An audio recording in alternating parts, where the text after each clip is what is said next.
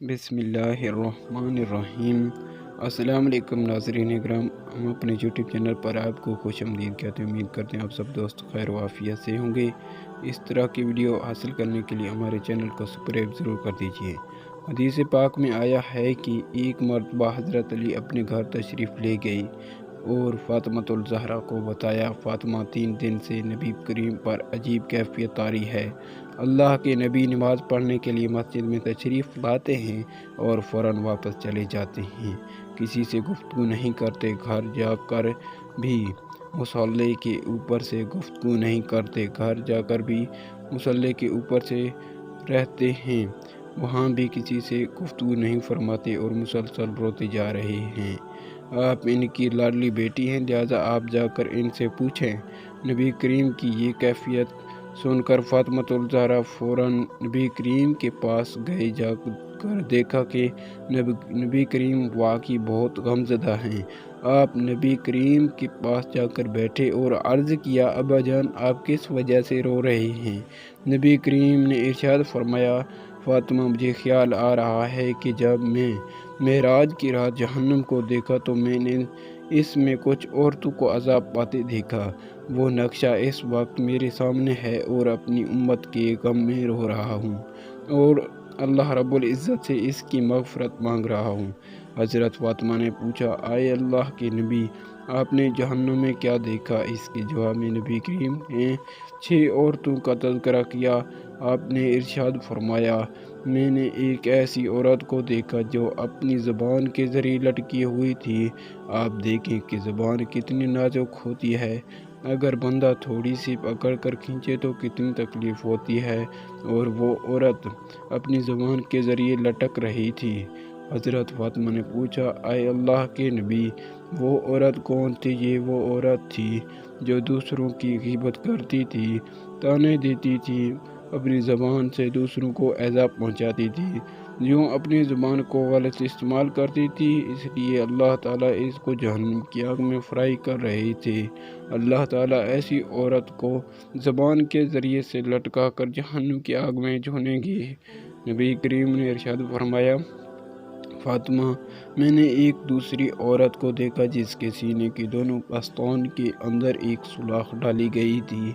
वो इस तरह कि एक बस्तान की एक तरफ से सलाख डाली गई थी और इस बस्तान में से होती हुई दूसरे बस्तान के अंदर से गुजर गई थी, और इस सलाख के सहारे इस औरत को जहन्नम की आग के अंदर लटकाया गया था। अंदाज़ा करें कि वो कितनी तकलीफ़ में होगी। हज़रत फ़ातिमा ने पूछा, आए अल्लाह के नबी, वो औरत कौन थी? फरमाया, वो ज़ानिया औरत थी जो अपने आप पर गैर मर्दों को काबू देती थी। अल्लाह के महबूब ने तीसरी औरत के बारे में फरमाया कि वो अपने बालों के ज़रिए जहन्नम में लटकाई गई थी।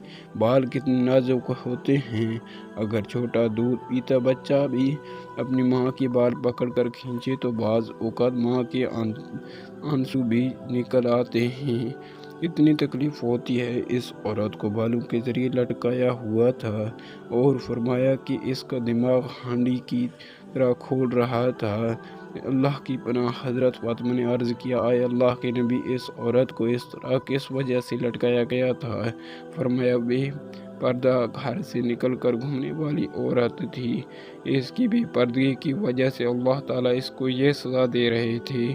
फिर एक चौथी औरत के मुताल्लिक़ नबी करीम ने इरशाद फरमाया कि मैंने इसे इस हाल में देखा कि इसके दोनों पैर सीने से बंधे हुए हैं और दोनों हाथ सर से बंधे हुए हैं। इसके बारे में आपने इरशाद फरमाया कि ये वो औरत थी जो दुनिया में जनाबत और हैज़ से पाक साफ़ होने का ख्याल नहीं रखती थी।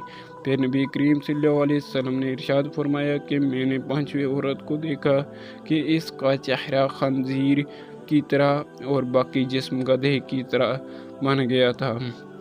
वो औरत ही थी, लेकिन इसके जिस्म की जल्द ऐसी बन गई تھی کہ چہرہ خنزیر کی طرح اور باقی جسم گدھے کی طرح لگتا تھا، گویا اس کی شکل مسخ کر دی گئی تھی اور اس طرح اس کو عذاب ہو رہا تھا۔